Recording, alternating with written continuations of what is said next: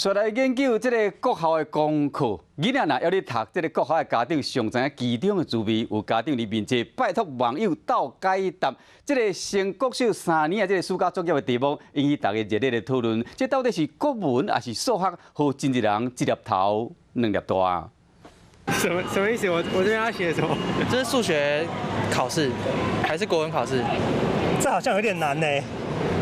数字显示有走到一半。好民众充满疑问的，就是这题，这是小学2年升3年的暑假作业。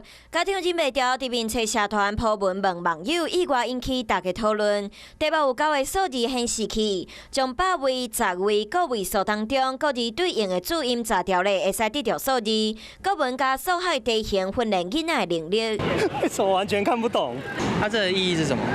不管大学生还是家长拢海头，其实看起来复杂的题目，撇步就是甲韵母考起来。先从8位数的计仔当中，韵母有按的各字考起来了后，就会使得到21个数字，其他嘛是这种方式。对小朋友来说是好事，但是对大人来说，这些东西、这些题目太新了。跟以前受的教育不太一样，因为现在108课纲的改变是着重在阅读素养，12的题型就是着重在阅读，不像传统的国语文教学就是在基本上的考题。